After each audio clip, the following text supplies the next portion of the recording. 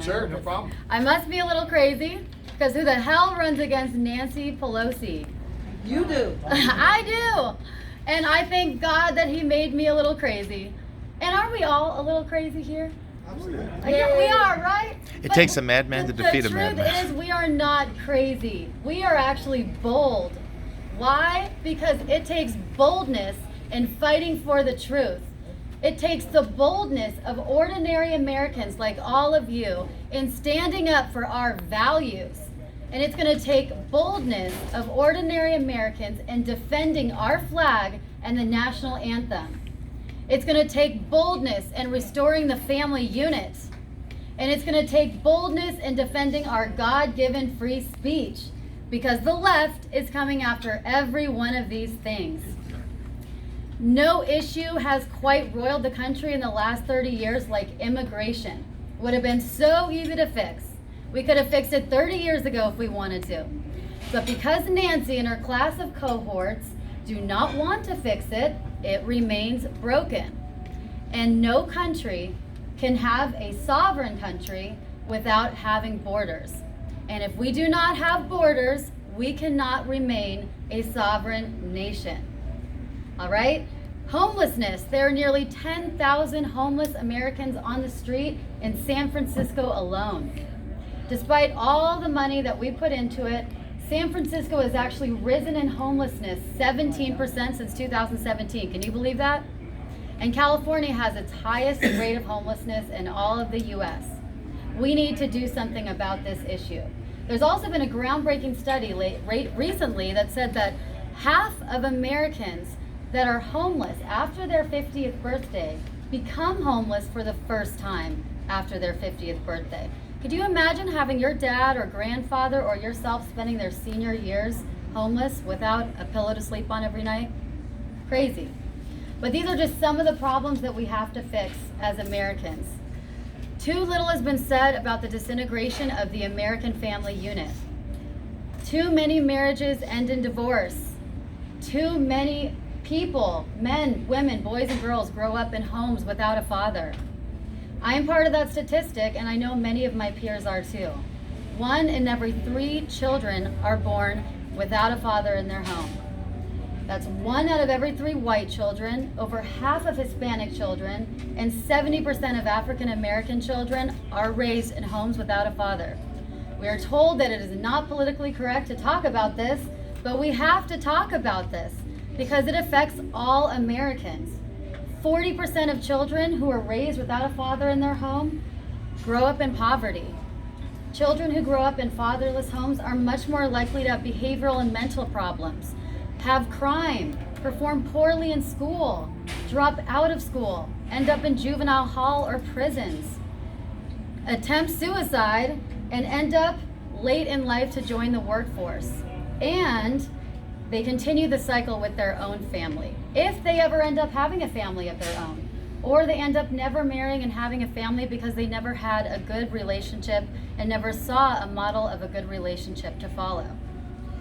Most boys who grow up without a father in the home end up being lost, drifting through life, and either very angry or apathetic and become a drain on the country instead of an asset.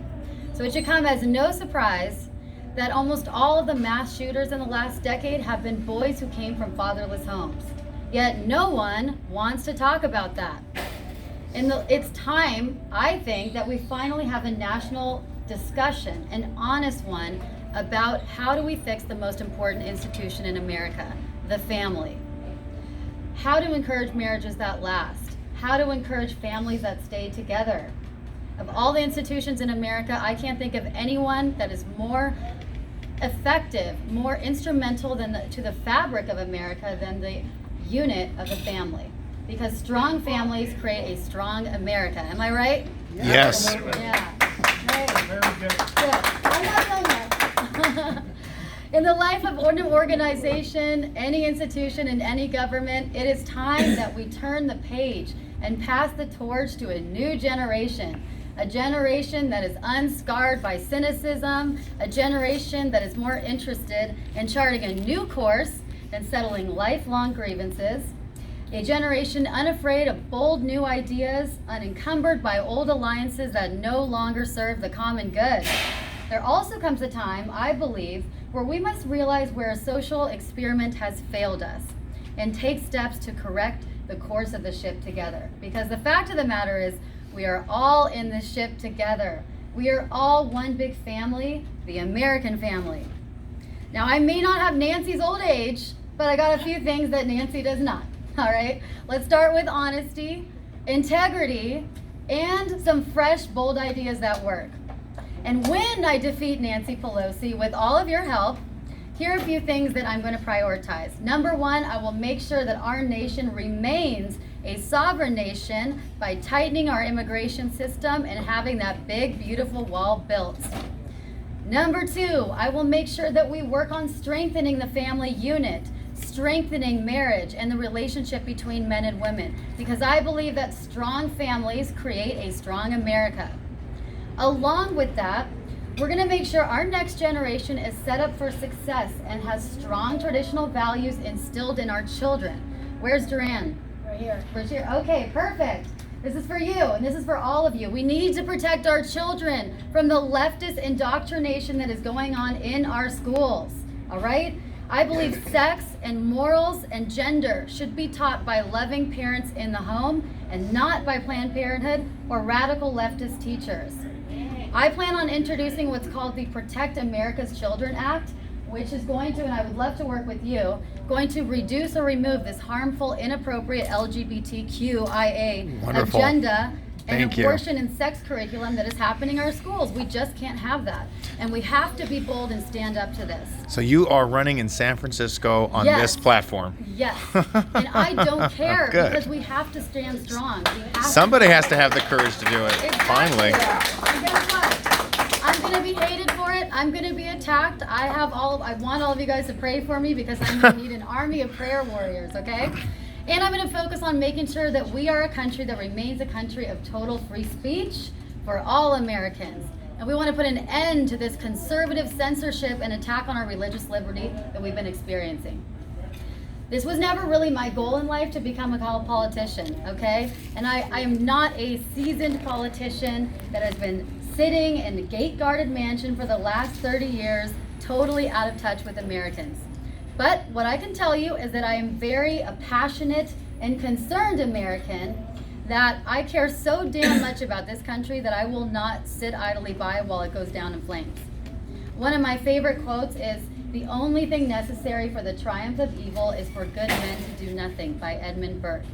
And I believe that God is calling all of you guys to stand up and fight. Thank you. Please, and I commend all of you for standing up and fighting in your own unique, bold way, because we are all a part of his army, and God needs as many of you all in his army as possible. Guess what? We are at war. We are at war, and we need as many of people in this fight as possible. And this is more than just a campaign. This campaign of me beating Nancy, it's more than just a campaign. I see it as a movement of ordinary Americans like all of you and me doing bold and extraordinary things to save the America that we know and love. We're going to have to get past all these trigger words and safe spaces though, okay? Because my generation is not going to have time for any trigger words or safe spaces. We have important business to do together, and we are going to have very important conversations, honest conversations that are going to require us breaking these shackles of political correctness to get to the truth and the bottom of this. And our generation isn't even going to have safe spaces anymore if we don't fix this and work on these things together. Am I right? You're right. Yes. We don't need safe spaces. Nope, we don't. Our deepest challenges are not left or right. They're not red or blue. They are good versus evil. Amen. They are bipartisan issues. Thank you. They are bipartisan issues that are affecting all Americans, because it doesn't matter what political party you are when you're suffering from an opioid addiction, or when you're homeless on the street, or when you're snatched from the arms of the human traffickers, right? Abraham Lincoln wisely forewarned in 1838 that if America were to ever fall, it would not be by outside forces. We would collapse by suicide from within. And I believe that this is what he meant by that. If we don't stand up and fight for our future, if we keep on going down this trajectory, we are enslaving ourselves into a loveless, joyless, socialist, genderless future. We can fix these problems, but we do have two choices. Leave it up to the same old, tired, ineffective government to fix this, which we know is not working and which would require greater government power and less personal liberty, or step up to the plate and we the people take our power back and fix the problems ourselves. All right? We can fix this. If Nancy Pelosi spent half as much time fixing these real problems that are affecting all Americans as she does focused on giving free health care to illegal immigrants, or focusing on which gender pronouns we should all use, and we might actually make real progress. But we can do this ourselves. This is our time. This is our fight. The question is, will you join me in this fight? Yes? Yes. Yes. Give her a big hand, folks. It takes guts. It takes guts to throw your hat in the ring. Thank you. Together, with your help, we will win this fight. Is there? I'm Deanna Lorraine, and I'm running for Congress. If One you'd like to question. check out my website, it's deannaforcongress.com. I know That's Tom's right. DEANNA for Congress.com. And thank you so much for having me speak today. Really quick question. Can you tell us really quickly about your background, where you were born, Yes. what you do? Okay. Uh, Really quick. yeah. Thank you. I appreciate it. First of all, God, family, and country. But no, is no, my where were you campaign born? Slogan, and I Yeah, just okay. wanted to say that Okay. because those are the three things I think that are missing in our country, and we need to figure this out. I was born and raised in California my whole life. I was born in Los Angeles, Okay. and then I moved up to the Bay Area when I was 10. After age 10, I moved to San Diego. The Redondo Beach area. I'm from Torrance. Okay, awesome. Go awesome. the other South Bay. Yeah. And then I'll be moving, I'm moving right now to San Francisco to Okay. challenge Nancy Pelosi. Okay. Thank you. You're welcome. Thank you so much. Thank you. Give her a big hand, folks.